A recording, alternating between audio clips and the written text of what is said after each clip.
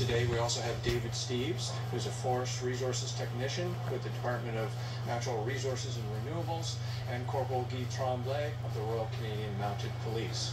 Again, thank you for coming. On behalf of Halifax Regional Fire and Emergency, I'll provide an update.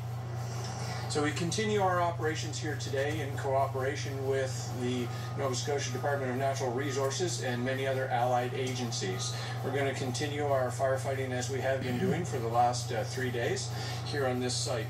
Our deployment today includes increased resources. We're going to have 8 fire engines and 14 fire tankers. We'll have the 2 D&D special equipped brush trucks will be here with us today. From Municipal Fire Services, we will have approximately 100 firefighters here working together today. And I want to take this opportunity to make special thanks to other municipalities who are supporting us, including, and I hope I haven't missed anyone because there's lots of crews coming in and out. We have firefighters from Hubbard's, from Mount Uniacke, from Enfield, from Elmsdale, and of course from the Department of National Defense.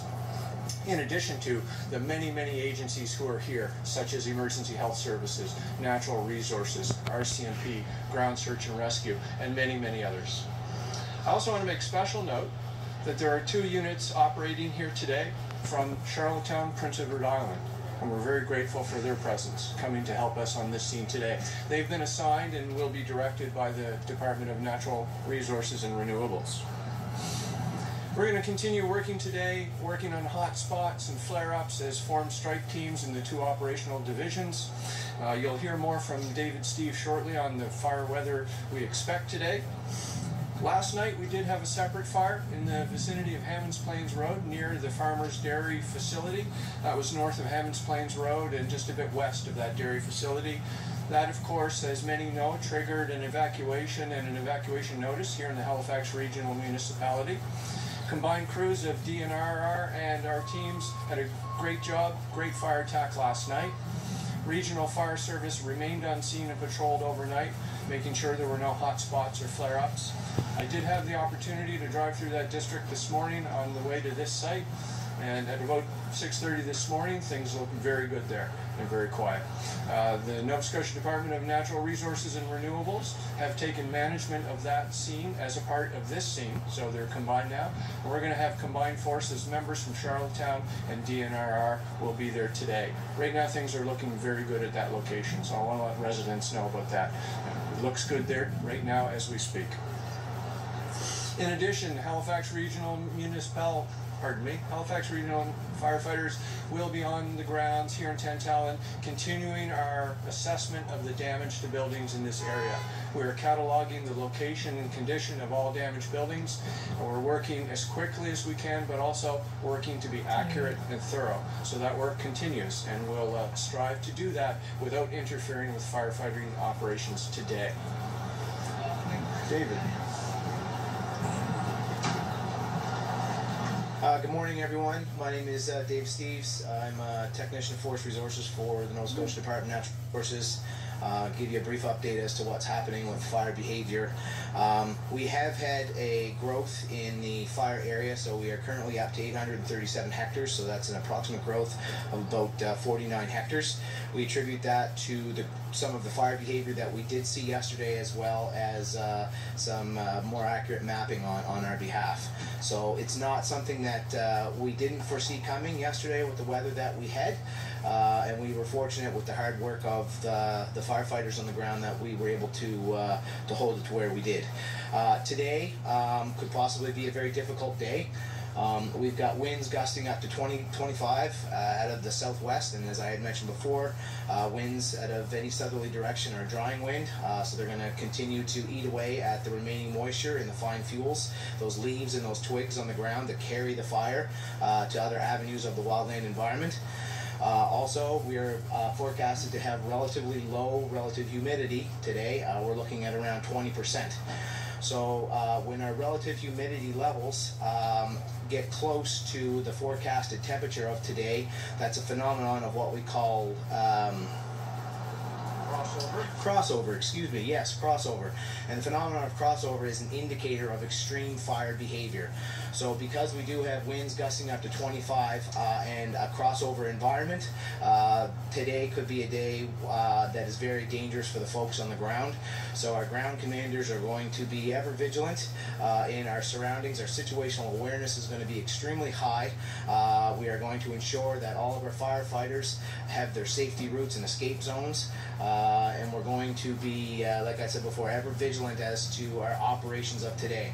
We also do have three helicopters that are operating for us today, and they can do a lot of really good work.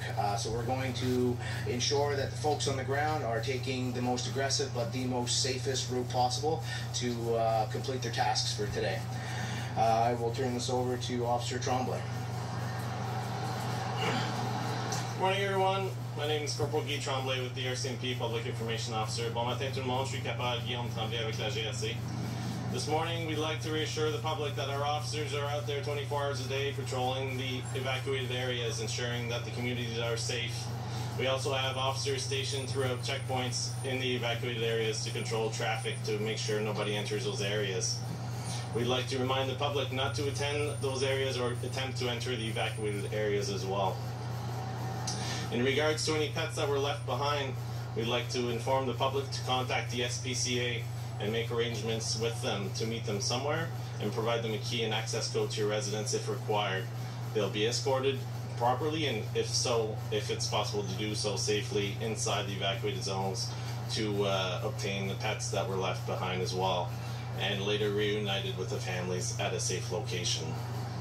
In regards to airspace, we'd like to remind everyone that the airspace is restricted. There are no drones flying, even from our partners. Helicopters and aircrafts are out there dropping water, and it's very important that there's no drones that are seen up in the sky. It is restricted. In regards to calls for a 911 service, we'd like to remind the public of appropriate use.